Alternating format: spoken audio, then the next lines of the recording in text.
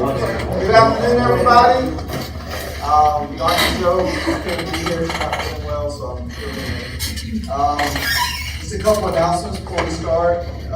Next colloquium in 2 weeks. Yeah, November 9th. Dr. Cleo Andres from Penn State will be here, and she'll be talking about interpersonal relationships in geographic space, big data type stuff.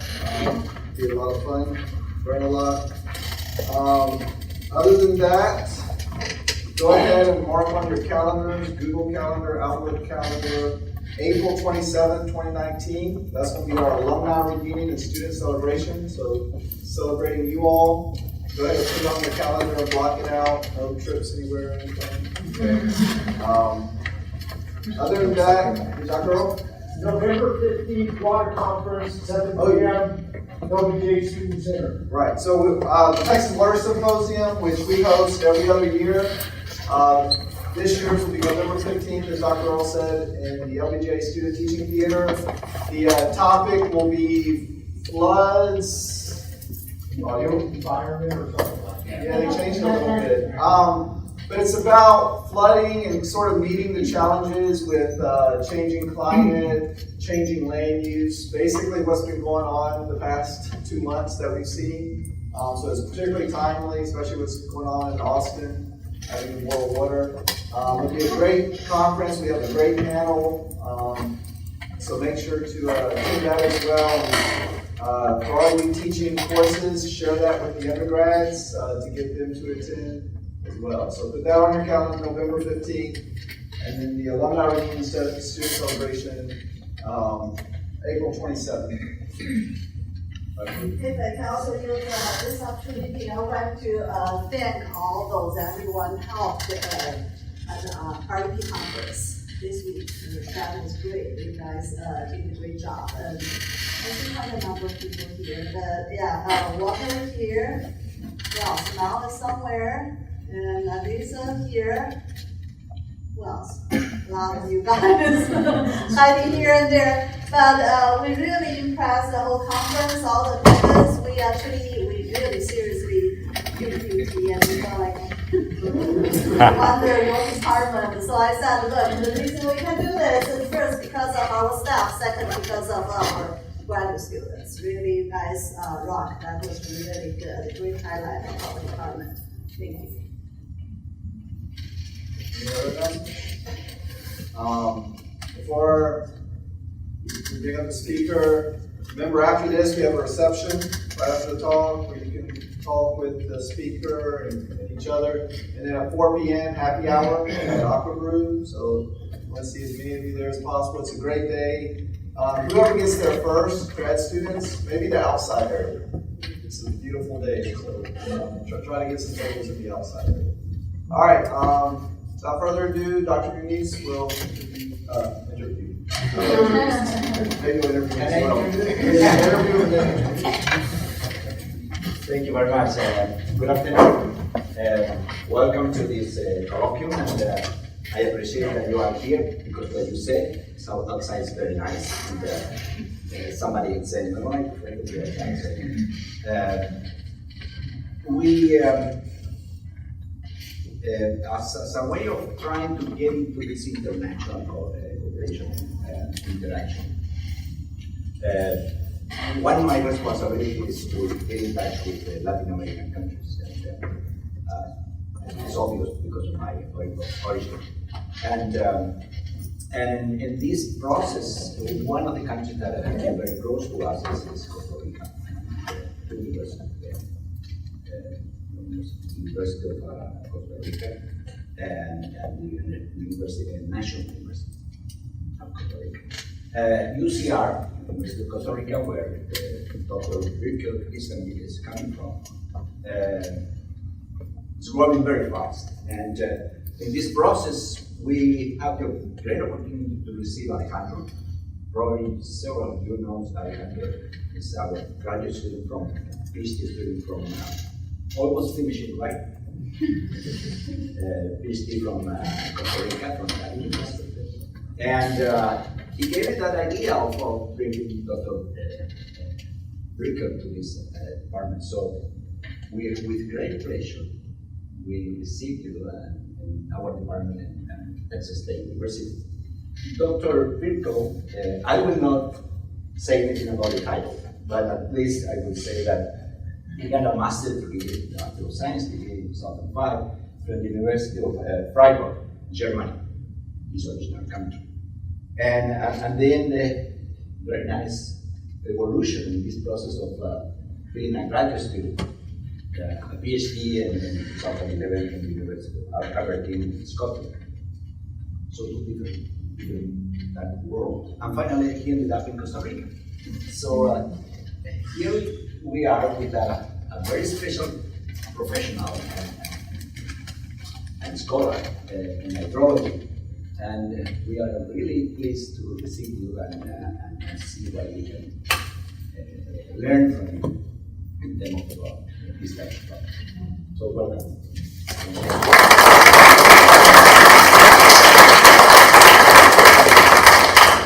Okay, thank you, Professor Mendes, for this very kind introduction. I'm very pleased to be here.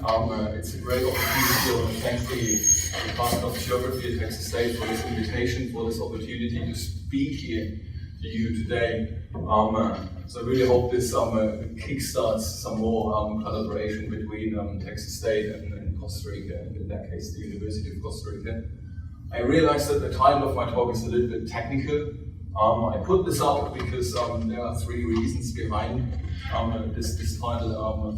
First of all, I want to highlight with this that models can be useful tools, and I like to work with models, but there are also problems associated with models, errors and uncertainties.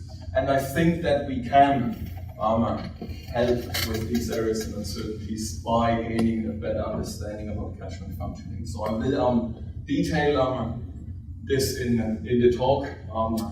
As Professor Mooney said, I'm a hydrologist.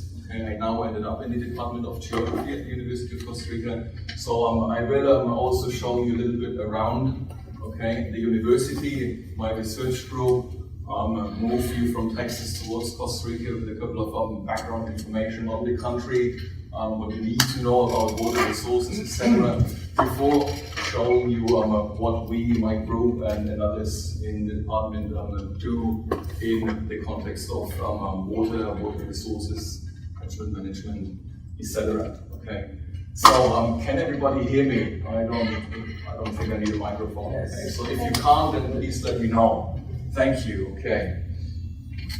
So I think, or I guess, not everyone is familiar with Costa Rica. It's a rather small country down South and Central America. We are the biggest public university with around 40,000 students, almost. I think it's similar to Texas State, what I've learned today. So it's the biggest public university. There are 4 more public universities. We are, if you believe the international university rankings, we are at place 19 in Latin America and around 250, sharing with another couple of universities in the world. Just to give it some numbers, geography in Costa Rica is part of the Faculty of Social Sciences because historically it developed, was established with history. Okay, so I was surprised to not finding a geoscience environment or faculty of geosciences, but this is part of the traditional history of the country, so I can work with that. We have about 70 to 120 students enrolled in the career of geography. We are with 9 faculty, a rather small department in the university. This will change very soon when, for example, Alejandro returns to Costa Rica. So we are growing and we offer a BSc, a type of postgraduate studies which is called the licentiate. Okay, this is a 1 to 2 year postgrad degree, and of course there are different MSCs, an MSc in geography, an MSc in GIS and remote sensing, and hopefully very soon an MSc in integrated water resources management. So it's something new we're working on at the moment. My group, also quite small. There is Alicia, a postdoc, working with me mainly on the modeling front. Only from Belgium, and she's an environmental engineer and researcher with me, and other different grad students at different levels. There's one PhD student and a couple of master licentiate students. In total, also about 7-8 people that work with me in the catchment hydrology group.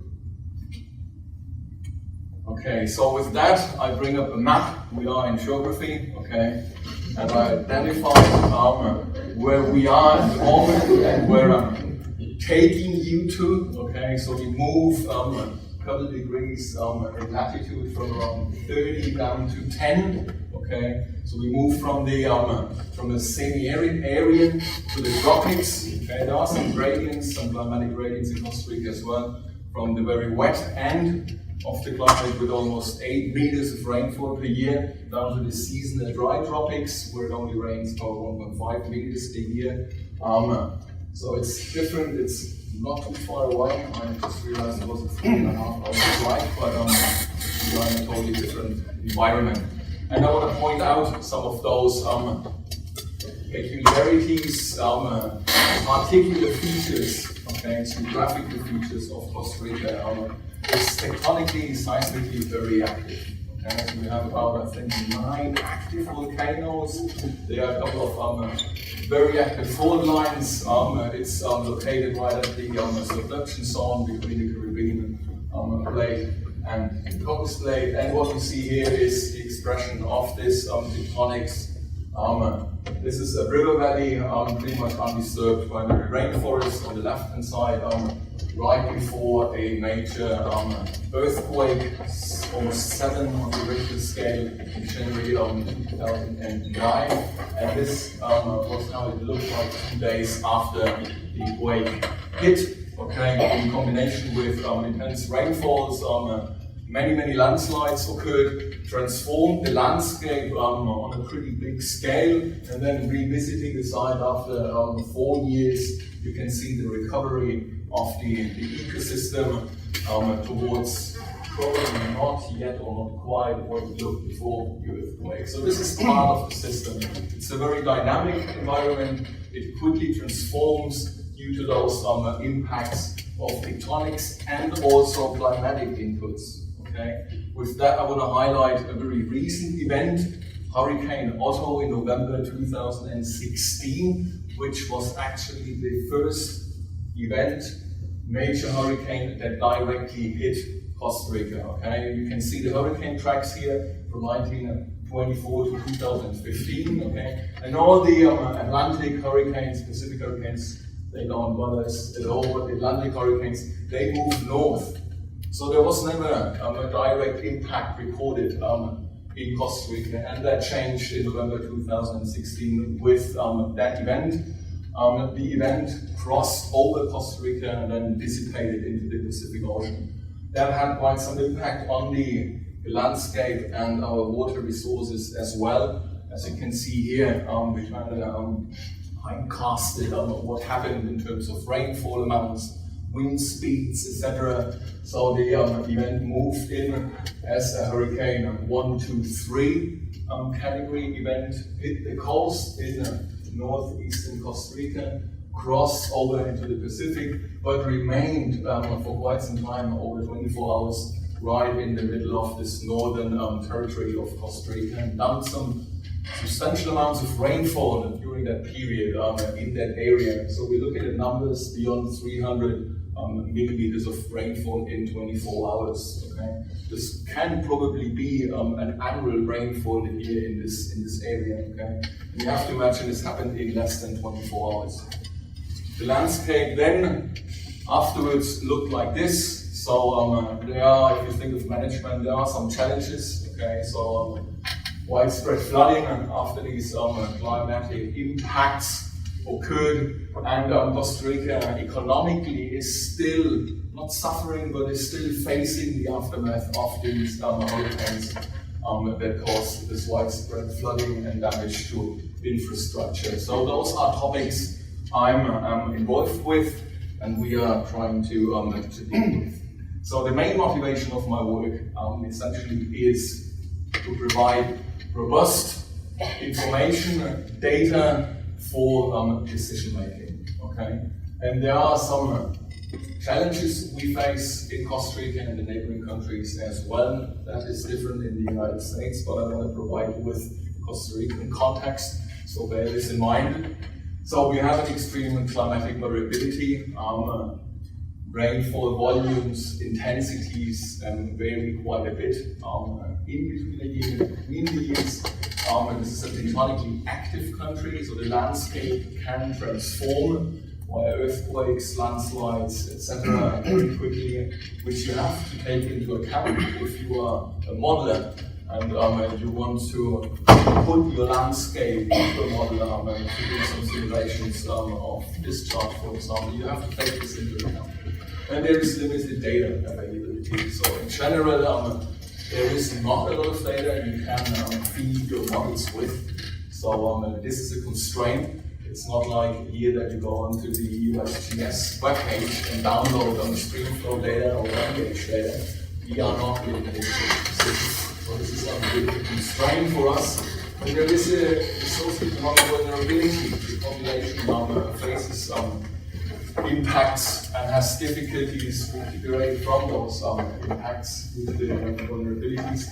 And if we talk about water management, there is a pretty outdated water law from 1942. So it will change, so the Costa Rica, and there are some urgent reforms needed in that context. Another point I want to just quickly point out is here that now, for me as a hydrologist, it's actually more and more difficult to only focus on the water, on the hydrology, and isolating it from everything else. Okay, so water is intrinsically related to other sectors, okay, such as hydropower. Almost 80% of the energy matrix in Costa Rica is hydropower. Okay, so separating this out is rather difficult. Also, it's used for food production, so you can't just take or strip the agricultural sector away if you look at water. And then there are other emerging issues like health issues. So water is the barrier for vector diseases, viruses like dengue and Zika and others.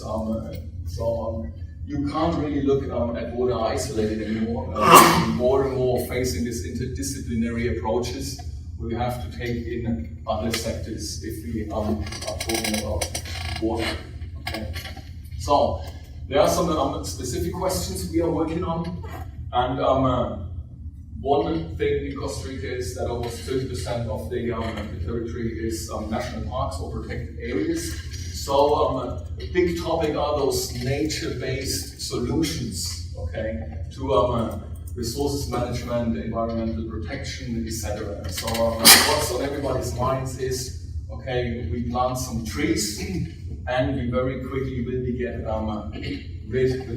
rid of any kind of problems related to flooding, water quality. We have water with sufficient quality, water quality during the dry season, and when it rains a lot, then the forest slows down the hydrologic response. Okay, so what I'm talking about now is this vegetation sponge effect hypothesis. Okay, so what happens during the dry season in the tropics when it doesn't rain for a couple of months? Okay, river flow goes down, and then the idea is, or one of the hypotheses is, with natural tree cover or reforestation, you increase your stream levels during this dry season because the forest favors infiltration, okay, during the rainy season. So this is one of those hypotheses. But what you also observe is that with the growing forest, the forest takes up water for transpiration. So those effects might cancel each other out. And for decision making, we really want to know what is going on. So if the forest in a certain area increases dry season stream flow or cancels via transpiration this increased infiltration out, or actually takes out more water than infiltrates. So this is something we want to provide numbers on for the decision making. So we did some long-term analysis. This is just showing you the time series to attack this problem or this issue. So what you see in those two panels, those two catchments. The upper one, Palmar, is the largest catchment in Costa Rica with about 5,000 square kilometers size. What you see is just an annual amount of dry season stream flow from December to April, and we related this to an historic reconstruction of land cover. Okay, and what we can see is what the red line shows. From the 60s down to 1990, forest cover in this catchment decreased up to a point of new forest law, deforestation bans, etc. Then the forest cover suddenly increased again. Okay, and you kind of from the picture can detect that there might be a relationship.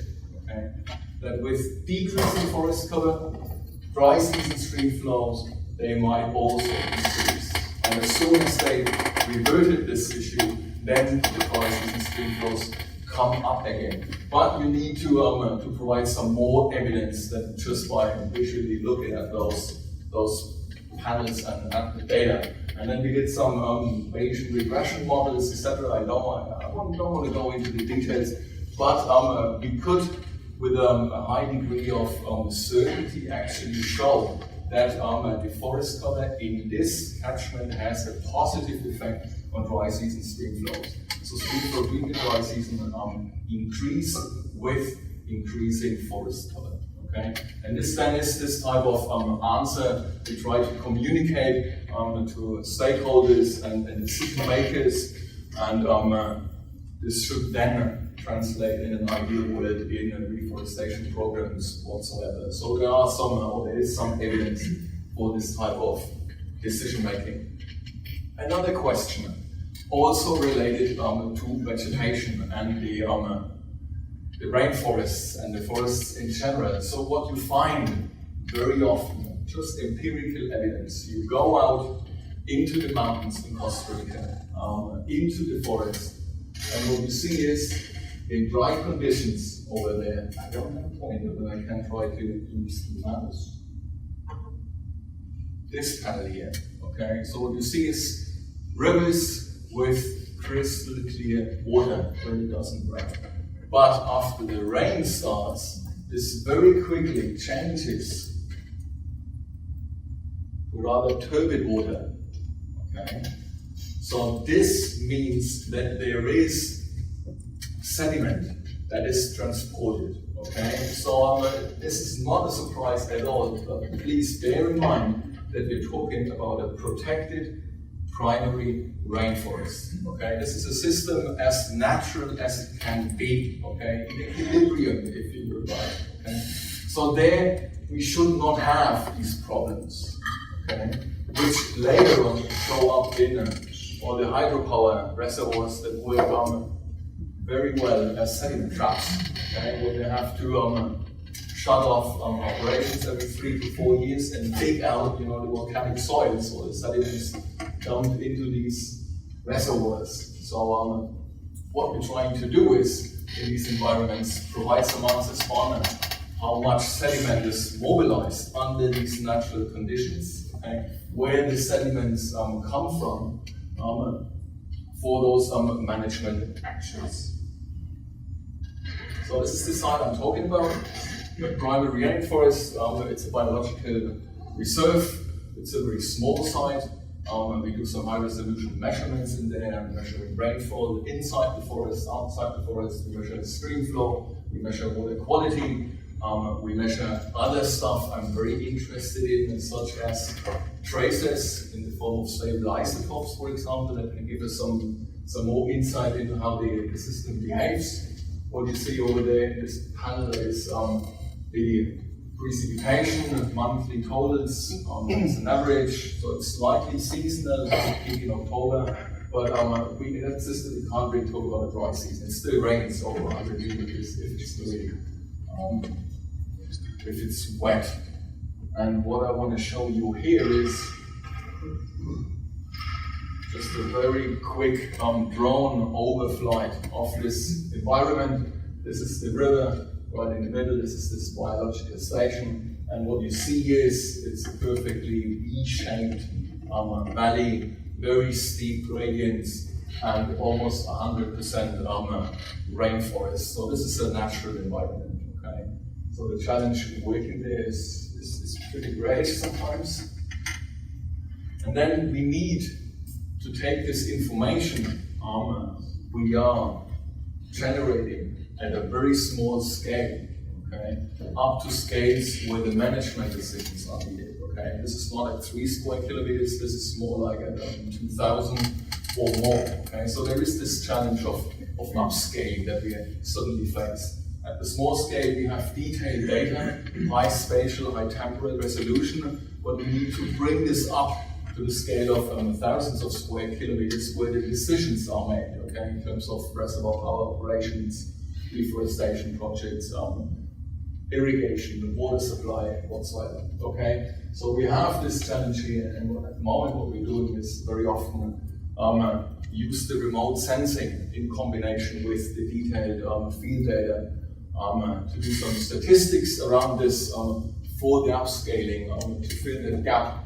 I'm trying to indicate here with the detailed vegetation map and then the blurry larger scale vegetation map.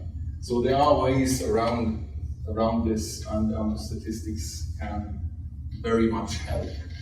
So, what is needed, in my view, in my opinion, okay? We can't just settle from a hydrological border point of view or perspective on what we always do, okay? So what is the traditional hydrology is we measure rainfall, okay? We go out and gauge the river, okay? And then we fit some type of model to simulate the discharge dynamics, okay?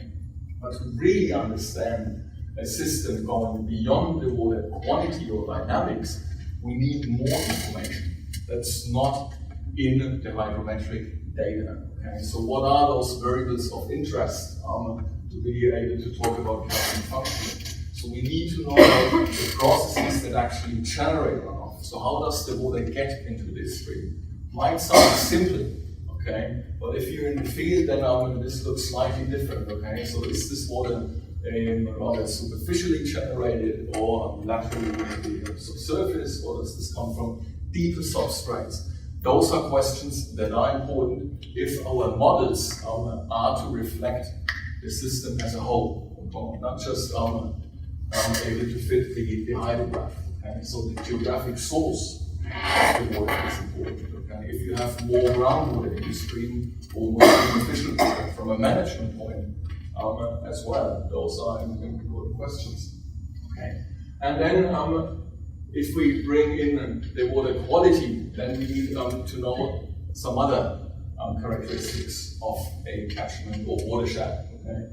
We kind of need to know how long it takes the water and particles or substances to exit the system while it's being flowed. So the time from entry into the catchment, through the vegetation, through the soil, through the aquifers, until it ends up in the stream and we sample or monitor it, this time is important to think of contamination. Okay? In a system that is quickly to respond, that turns around quickly, the contamination will also be less time in the system compared to a catchment which responds very slowly. Okay? There the contamination will persist. So this is an aspect we are interested in. And then also the biogeochemical cycling. Nutrients, in terms of water quality, are important in this context. And this is information you can't get only from the hydrometric data. You need another piece of the puzzle, okay? And that brings us from the field where we do the measurements into the laboratory, okay? So we bring back the water into the lab and then analyze the water for different characteristics, and one of those that gives us answers about the time water spends in the catchment are traces, such as stable isotopes. Okay? Unfortunately, I don't have the time to cover the basics and go into detail, so I will just show you a couple of graphs and figures indicating what this is useful for, what type of information we get out of this to provide some answers that feed into what's behind me over there, into the models, okay? So this is a type of workflow, okay? So we don't start with the model, we always start with the data, okay? And the combination of field work and then the lab work, this is what gives us the data. And the data informs the type of model we need, okay? So we usually custom-made build our models ourselves because they are site-dependent and you can't always generalize across different climatic and geomorphological regions, etc. So the data shows us the way. What's in the data we try to pick up in terms of the dominant processes that govern the system, and around that we build the model, okay? Because the most important thing is we want to have some confidence into our answers, and those answers are based on model simulations, okay? So if we don't trust our models, if we think the uncertainties are too high, then we are not really in a position to communicate this to decision makers, stakeholders, etc. So this is an important aspect in our work, and it's very much data-based. So in the end, you come up with this type of data, time series. It's from this smaller rainforest catchment, 1 year of hourly precipitation time series. Beneath the blue bars, which show the incoming rainfall, sits the hydrograph. Okay. On top of that is potential evapotranspiration and air temperature. So there you can already see some dynamics. When it rains, there is a response in the stream, so it's a very direct, quick responding system. But with this, we still don't get a chance to look at the sediments, okay, which I mentioned. So when it rains, there are also sediments in the stream, suspended sediments. For this, we need another type of information, and this is turbidity. Okay, so in that case, we used turbidity measurements, also high resolution, every 5 minutes as an indicator for suspended sediment load. Okay, so the mass of sediment that is transported in that stream. Okay, and with that, you can also look into dynamics. You can select events. Okay, to check how this response looks like. If it's a linear response, so this is what you see over here. So you just create an XY plot of discharge against turbidity and have a look at the structure of the data. If it's more like a point cloud or a line, then you can say it's a linear system. When discharge increases, the suspended sediment does also linearly increase. Okay, but suddenly we detected some other stuff in this data, a phenomenon called hysteresis, and this hysteresis varies widely. Okay, and so in terms of magnitude and also in terms of direction. This is what I'm indicating down here. So this anti-clockwise hysteresis, okay, means that there is a delay between the discharge and the turbidity. So the turbidity peak comes after the discharge peak. And this gives you some clues about where the sediment is coming from. Okay, so if the sediment is very far away, it needs more time to get to the point where you measure. Okay, this could be a sediment that is eroded from the hill slopes that needs some time to travel to the stream, and then it needs stream transport takes some time. So you get some clues. This analysis of some simple XY plots gives you some clues about where the sediment is coming from. Okay, and this was a very big event here. This second tunnel with the anti-clockwise hysteresis. This was probably on the scale of a 50-year return period event, wiped out hundreds of years old trees, so this modified the system quite a bit. And then after this event, sometime after this event, the system switched back on average to a clockwise behavior. And then again to an anti-clockwise, and now a year, 2 years after this bigger event, the system kind of settled again on a linear system. Okay, so it recovered from this impact of the big event. which means that the system geomorphologically is actually quite resilient to this type of impacts.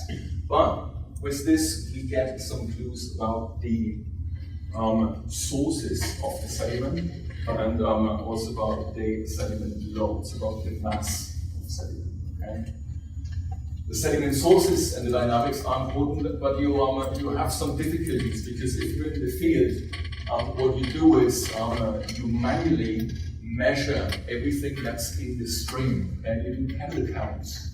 Not sure if you did this in your career or not. So you walk the stream section by section, measuring every stone, pebble, block you have in the stream to characterize the roughness, okay? And to characterize the type of material that is transported. This is rather tedious, okay? So now we are in a very good position to make use of technology, okay? So you can fly drones, use the digital imagery at very high resolutions to run some algorithms that do image detection and derive particle size distributions for you for different sections of the river, okay? So this is stuff that gives us clues about how and where and what moves, okay? And what I'm indicating here is that after this big event, okay, the fluvial geomorphology change of this stream. So the blue line over there, this is the actual river corridor here. But before that event, the river was flowing through this arc of the dashed black line. Okay, and what happened is this tributary here transported and mobilized huge amounts of material that got dumped right at the edge of where this river was and forced the river to shift its course. Okay, we detected these signs from all across the catchment. So there are some clues now that also the tributaries transport material and how much this is. But there are uncertainties. Okay, you kind of need to take care of this type of errors, and it starts with the very basic information we have. We always take, for example, measured rain or measured discharge as the hard data. The true data we evaluate our models against. Okay, but there are some issues related to our environment. When we can't gauge the stream or when the water level is high, so we have an uncertainty in the rating curve. Okay? And when we use hydraulic models to reconstruct those flood peaks, okay, then we get very different answers. So just have a look at this. Those are the measurements in a very small range of water levels and discharges when we're actually in a position to actively manually gauge in the stream. Okay, so you always miss the flood peaks. And if we reconstruct the flood peaks with hydraulic model, then the rating curve looks completely different, especially for the peaks compared to if you don't do this. Okay? And this has some implications for the water balance and everything. So there are some sensitive issues there, and I really want to highlight this, that this is important, and mostly this is just overlooked because we construct one rating curve, and this then is the hard data to evaluate our models against this discharge that is converted from water level.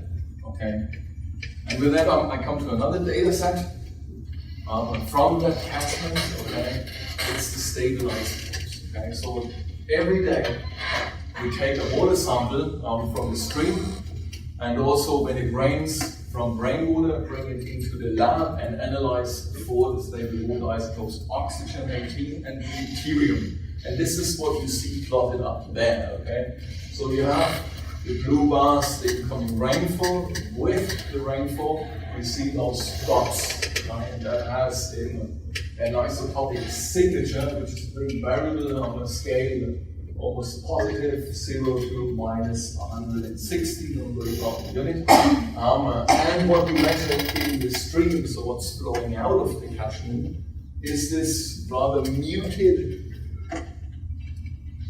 yellow dotted line here. And the range here is already quite constrained compared to the incoming precipitation. So here the range is only from -20 to -80. Okay? And this is this type of information we need for the dating of the water, or how long the water is traveling through the catchment. This difference between the input compared to the output gives us some clues about how long water transits, or how long it takes for water to transit the catchment. Okay? And this is something you don't see only from the hydrometric data. Okay? This is also information that helps us now to construct the models. Okay? If we measure more stable isotopes in other types of data, okay, so a plot here is, the blue dots is the same rainfall isotopic signature you've seen in the previous plot. The yellow dots again are stream flow, but then there are also suddenly those squares, the red square and the blue square, those are groundwaters at different depth, okay, that are very close together, showing almost the same isotopic signature. So this brings us to a question, what is this water, okay, that bridges a depth difference of more than 50 meters in currently no time, because it shows the same isotopic signature, okay? So you would expect quite a bit of delay, quite a bit of isotopic modification as water travels over not necessarily large distances, but for longer time periods. So there might be some preferential recharge mechanisms in place that connect the shallow with the deeper groundwater stuff we have to take into account for the modeling. And coming back to the vegetation as well, okay, so there are differences in the water above the canopy compared to the water you sampled in the forest, okay? They are isotopically completely different, okay? So there are processes going on, such as interception, evaporation, that change the isotopic signature. So just this is evidence enough that we can't neglect the vegetation in any type of hydrological model. Okay, the vegetation there in Costa Rica, the primary rainforest, okay, has an overriding effect on the water balance and everything related to water. Okay, this then together we put into a model of this type. This is the latest we're working with. It's a fully distributed model because we want to make use of the topography and the vegetation effects. Okay, but inside it's rather conceptual, so we only differentiate two reservoirs or boxes. We conceptualize the soil and the aquifer. They are in communication. Okay, so there is exchange. The water table is dynamic. Okay. But the main feature is this interception store caused by the vegetation to fully take into account the processes we have observed with all kinds of different data. The model runs hourly at the moment on a 10 square meter grid, and then even in 3 square kilometers we already need a cluster facility to run it repeatedly.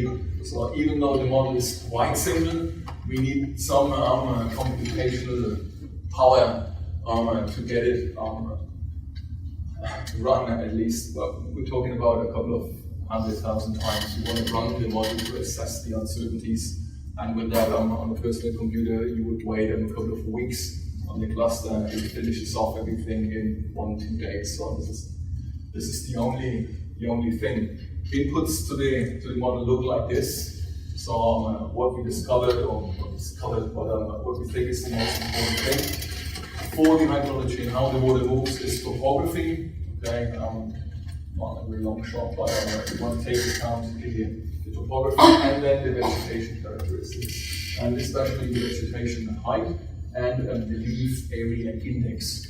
Okay, because the leaf area index or the vegetation density provides some answers or can be related to transpiration rates to interception. So this is something we want to get into the model at very high spatial detail. And then what the model gives or returns is pretty much everything where you can find water inside the water. So you can trace the water from the vegetation through to the soil, to the groundwater, into the stream. And it does this for the water fluxes, the water storage, and also the traces, the isotopes that get into the system with precipitation and come out with stream flow. And with that, you can assess transit times, residence times, apart from water balance issues, etc. So this is something we're looking at in very close detail. Since it's a spatial model, you can plot this up and animate. What you see on the left-hand side is where the water is coming from. So the water volumes, we scaled this to make it a bit more apparent. Low discharge or water fluxes in red, high water fluxes in blue.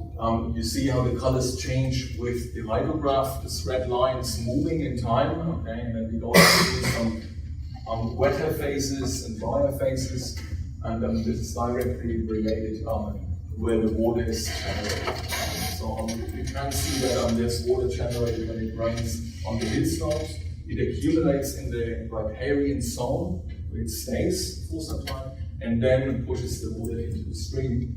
And this is the age of the water. Okay, so here you can see it does not have a time scale. This would be hours. Okay? It's from very young in blue to slightly older in red. But then you can evaluate where water accumulates for how long and where this in the landscape is. Okay? So this is the stuff we're doing at the moment with that. I think I'm coming to an end. 40 minutes was the deal. So to not overdo it and to leave time for a couple of questions. I want to wrap this up. And then we can discuss and you can throw questions at me, okay? I realized that I covered rather the breadth than the depth. So there's time for some questions. In these environments, vegetation is very important, okay? I say this and this might come as a surprise, but I did my PhD in postdoc in Scotland, where nobody cares about vegetation. Okay, so it's an environment, where there are almost no trees. You have a couple of bushes and brushes and a bit of grassland. So in my hydrological models, processes like interception or transpiration, they never ever played a role. So moving to Costa Rica, seeing these environments, looking at the data, I kind of realized, wow, okay, I need to go a step back, okay, and plug into the model what's essential, and in that case it's the vegetation. So, and I guess here as well, okay, in semi-arid environments, vegetation with transpiration, where it taps into water has an impact on the water balance. So this is probably a bit of a personal reflection at this point, okay. The isotopes give us clues that are useful, okay, to assess the time domain of water. And I say useful because it's additional data, okay? I talked a lot about the cellular traces as if this was the ultimate answer to everything. No, it gives us clues, it's additional data, but we can't do without the basic hygrometric measurements. So I'm not saying that we should stop measuring discharge and we don't need to measure rain anymore. The only thing we need is isotopes. No. Traces are or is additional data. Gives us a different point of view, gives us different insights on top of the usual, the traditional hydrometric measurements. Without that, we can't do, okay? So this is something I want to leave briefly here. It's useful additional information. Then what we're doing is, as well, because with the sediments, there's actually quite a bit of carbon exported from these catchments. So the aquatic carbon story isn't that sound in these catchments. So this is also a bit of an issue that was neglected for quite some time. And there are significant carbon loads that are exported from these headwater catchments, which global land surface models don't take into account. Okay, so now we're monitoring also for the organic carbon and what's going on with the carbon cycling in that category. We're also doing, because we looked at the sediment sources that are very close to the stream, but there might be potential for soil erosion on the hill slopes. Also thing you kind of don't relate to thinking of the dense forest. There should not be any erosion in this steep gradient with very high rainfall amounts and intensities material is very. So there is this natural background of erosion and sediment dynamics, and we are doing some radioisotope sampling and measurements to quantify the erosion rates and link the hill slopes to the streams. Okay, and since I'm now in the geography department, the GIS remote sensing and drone technology came in very handy, and I use this with students more and more, and it can actually provide some pretty cool answers.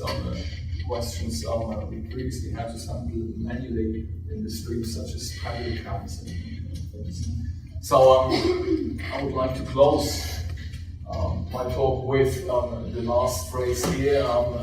In Costa Rica, if we want to provide answers, evidence for stakeholders, users, decision makers, okay, we still need to quantify the processes, okay? We still need to generate the data as evidence, okay? This might also be different in the States, it's different in Europe, but in most of Latin America, this still is a big issue.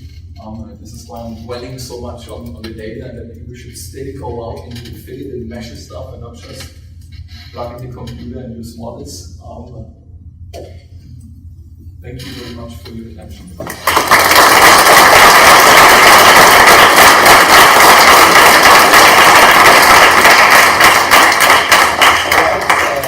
Any question for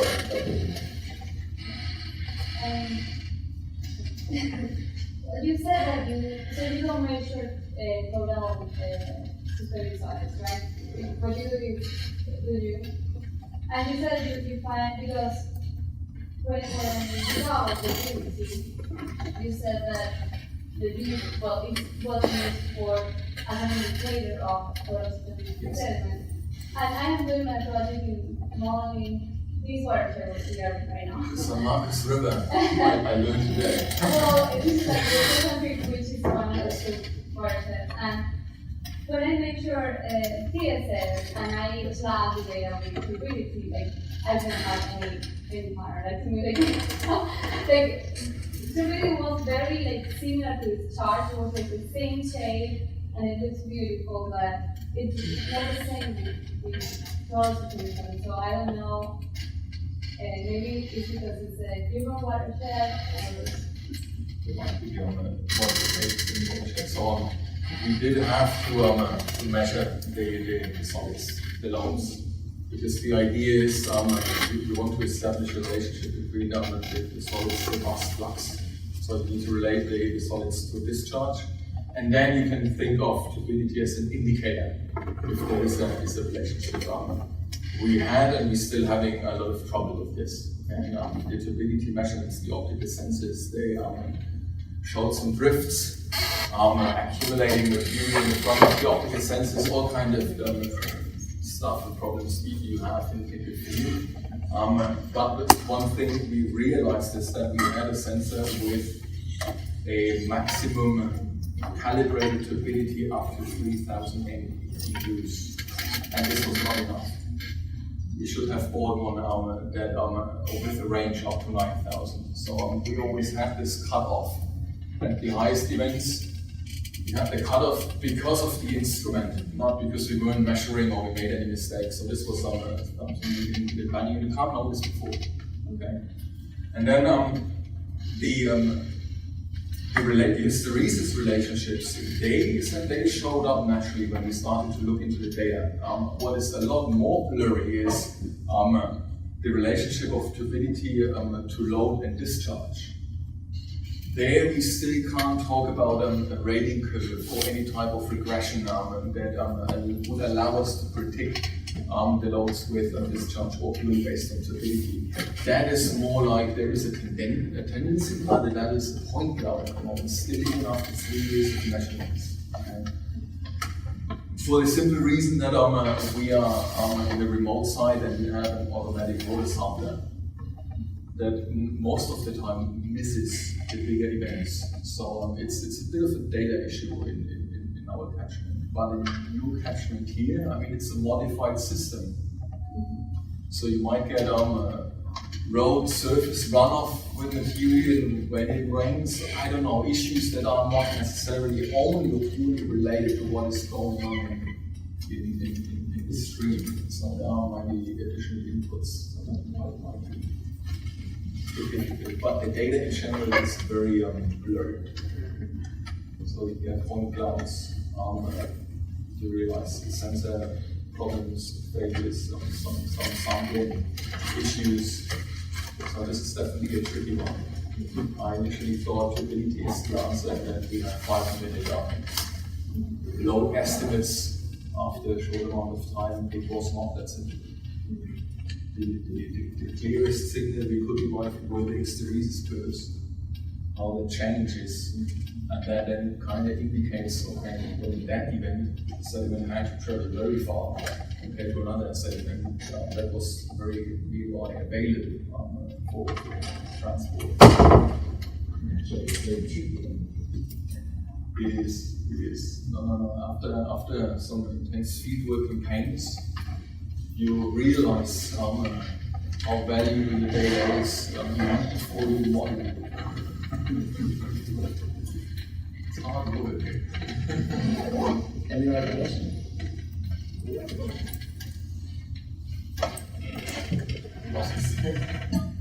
So I was curious how many sort of cross sections or stages through the catchment that you're monitoring from. And maybe even look at kind of lags over space and time from kind of where your headwaters or tributaries where you get to that kind of deep cut in the valley.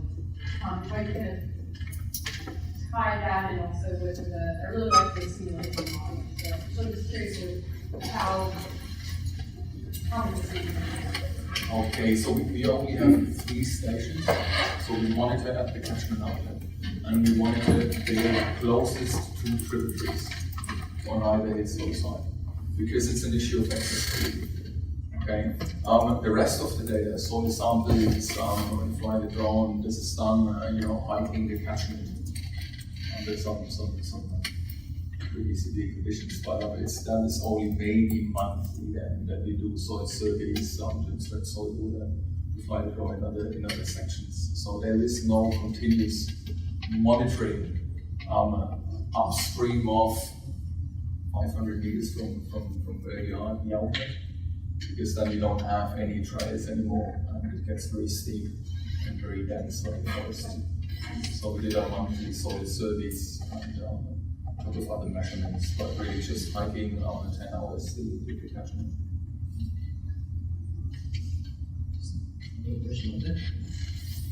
Yes. Relating what you did to like the covered brook experiment, I know vegetation absorbs elements from the sediment. So like the input, the isotopes you measure, is it, I know you mentioned carbon, but what are these isotopes? What elements do you measure? Okay, so we measure the stable water isotopes. Okay. Oxygen has 3 stable isotopes. The most abundant is oxygen 16. The less abundant is oxygen 18, and then there's the third, which is oxygen 17. Oxygen 17 just came available a couple of years back, and because of the measurement technology, that's the main issue. You had to do this with mass spectrometry, okay, for one single isotope. So now there is laser technology available that simultaneously measures oxygen and the hydrogen isotope. So it's a lot cheaper. You do 2 measurements at once. Okay, you can process a lot more samples. And since 3-4 years, maybe there's also the third isotope, the oxygen 17 available. So that is what we do routinely on an almost daily basis. When the water samples don't fail, etc. So we have an almost daily record of incoming precipitation, discharge, and then do campaigns. So every month when we are in the field for 2 to 3 days, then we collect rainwater through water in the forest in different positions. We collect water from boreholes, groundwater, and we extract soil water as well. And the next clue would be to extract plant water, to see where the plants get their water from. So this is a hot topic at the moment. See if plants use water that's similar to the stream or other type of water is stored bound in the catchment. Okay, the carbon thing is slightly different. Okay, so this is to say the water isotopes, but you could also analyze to say the carbon isotopes, carbon 13, for example. Okay, to get some clues about what type of organic carbon, okay, the source of the organic carbon. This is something we still don't do. Any other questions? I think we are done, and thank you very much.